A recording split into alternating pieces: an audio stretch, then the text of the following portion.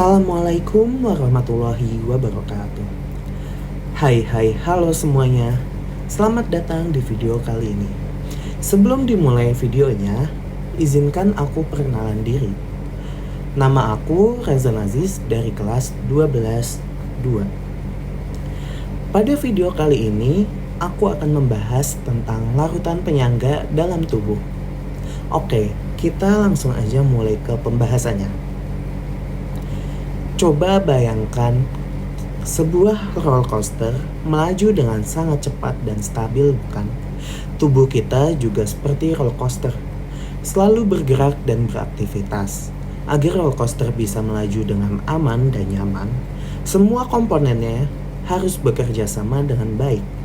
Begitu juga dengan tubuh kita.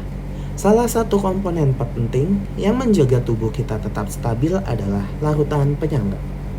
Pernahkah kalian penasaran mengapa kita tidak sakit setiap kali makan makanan asam atau basah? Atau mengapa pH darah kita selalu stabil meskipun kita melakukan aktivitas yang berat? Jawabannya ada pada larutan penyangga. Ketika kalian punya segelas air jeruk nipis sangat asam. Sekarang coba bayangkan jika kalian terus-menerus menambahkan air jeruk nipis ke dalam segelas air biasa. Apa yang akan terjadi? Yaps, betul. Airnya akan menjadi semakin asam.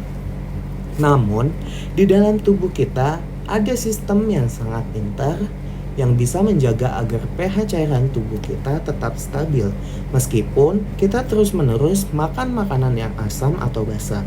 Sistem ini disebut larutan penyangga.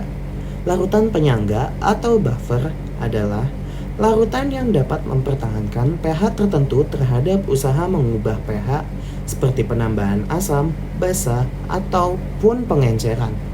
Larutan penyangga terdiri atas dua jenis, yakni larutan penyangga asam dan larutan penyangga basa. Nah, sekarang kalian sudah tahu nih definisi larutan penyangga. Coba kalian sekarang lihat ke gambar yang ada di video ini. Pada gambar yang akan kita bahas, kita akan membahas kurva titrasi menggunakan asam kuat dan basa kuat. Asam kuat adalah asam yang terionisasi sempurna dalam air. Contohnya HCl asam klorida dan HNO3 asam sitrat. Sedangkan basa kuat adalah basa yang terionisasi sempurna dalam air. Contohnya NaOH natrium hidroksida dan KOH kalium hidroksida. Ketika kita menitrasi asam kuat dengan basa kuat, yang terjadi adalah reaksi netralisasi. Ion hidrogen H+ dari asam akan bereaksi dengan ion hidroksida OH- dari basa membentuk air H2O. Reaksi ini berlangsung cepat dan sempurna. Kurva titrasi asam kuat dengan basa kuat memiliki bentuk yang khas, yaitu berbentuk sigmoid. Sumbu X menunjukkan volume titran yang ditambahkan, sedangkan sumbu Y menunjukkan pH larutan. Pada awalnya pH larutan sangat rendah karena adanya asam kuat. Saat kita terus menambahkan basa, pH larutan akan naik secara perlahan. Titik tengah kurva di mana pH sama dengan 7 disebut titik ekuivalen. Pada titik ini, jumlah mol asam sama dengan jumlah mol basa. Lalu, ada 4 jenis larutan penyangga dalam tubuh. Yang pertama, sistem penyangga karbonat. Sistem ini melibatkan asam karbonat H2CO3 dan ion bikarbonat HCO3-. Sistem ini sangat penting dalam mengatur pH darah. Yang kedua, sistem penyangga fosfat. Sistem ini melibatkan ion dihidrogen fosfat H2PO4- dan ion hidrogen fosfat HPO42-. Sistem ini berperan dalam menjaga pH cairan intraseluler. Yang ketiga, sistem penyangga hemoglobin. Hemoglobin dalam darah juga memiliki kemampuan untuk mengikat ion hidrogen sehingga membantu menjaga pH darah. Dan yang keempat, sistem penyangga protein.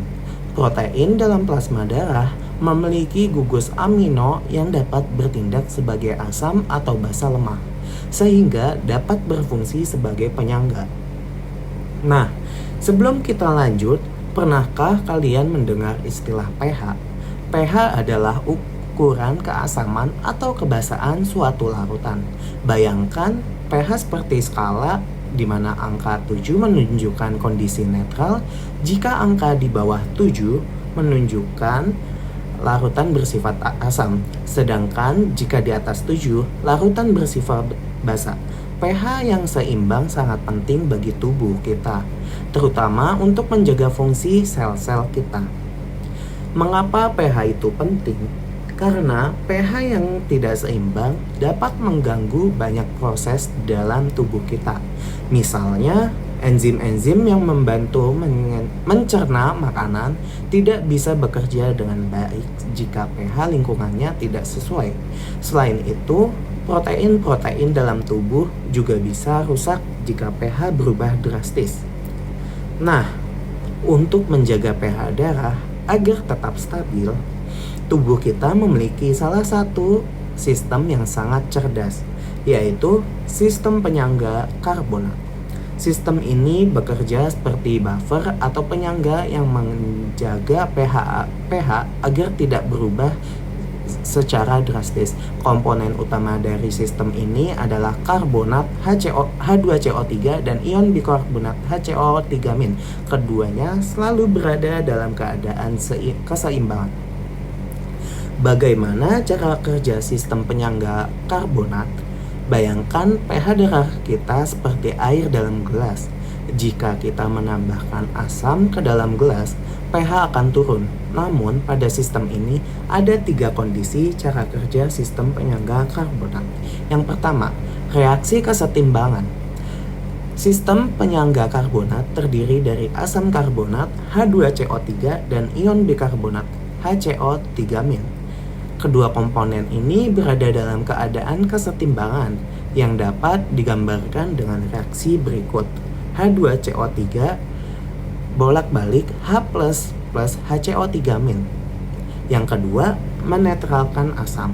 Ketika pH darah menurun menjadi lebih asam, konsentrasi ion hidrogen H+ meningkat. Untuk menetralkannya, kelebihan ion hidrogen, ion bikarbonat HCO3- akan bereaksi dengan ion hidrogen membentuk asam karbonat H2CO3. Reaksi ini akan menggeser kesetimbangan ke arah pembentukan asam karbonat, sehingga mengurangi konsentrasi ion hidrogen dan menaikkan pH darah kembali ke normal. Yang ketiga, menetralkan basa. Ketika pH darah meningkat menjadi lebih basa, konsentrasi ion hidrogen H+ menurun. Untuk menaikkan konsentrasi ion hidrogen, asam karbonat H2CO3 akan terionisasi menjadi ion hidrogen H+ dan ion bikarbonat HCO3-. Reaksi ini akan menggeser kesetimbangan ke arah pembentukan ion hidrogen, sehingga menurunkan pH darah kembali ke normal. Jika sistem penyangga karbonat tidak berfungsi dengan baik, dapat terjadi gangguan asam basa seperti asidosis. Adalah kondisi di mana pH darah terlalu rendah, lebih asam, atau alkalosis adalah kondisi pH darah terlalu tinggi, lebih basa. Pada sistem penyangga ini dapat menyebabkan kondisi tubuh kita mengalami gangguan seperti fungsi enzim, transport oksigen, fungsi ginjal, kerusakan organ, atau fungsi saraf dan otot. Jadi, sistem penyangga karbonat adalah mekanisme penting dalam tubuh manusia yang berfungsi menjaga kesetimbangan pH darah. Sistem ini bekerja dengan cara menetralkan perubahan pH yang disebabkan oleh berbagai faktor, seperti metabolisme tubuh atau asupan makanan. Maka dari itu, mulai dari sekarang, hargailah tubuh kalian yang luar biasa. Jaga kesehatan tubuh kalian agar sistem penyangga karbonat dapat bekerja dengan optimal. Sekian pembahasan materi yang bisa aku jelaskan.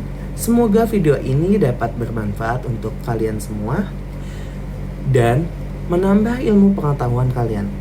See you. Terima kasih. Wassalamualaikum warahmatullahi wabarakatuh.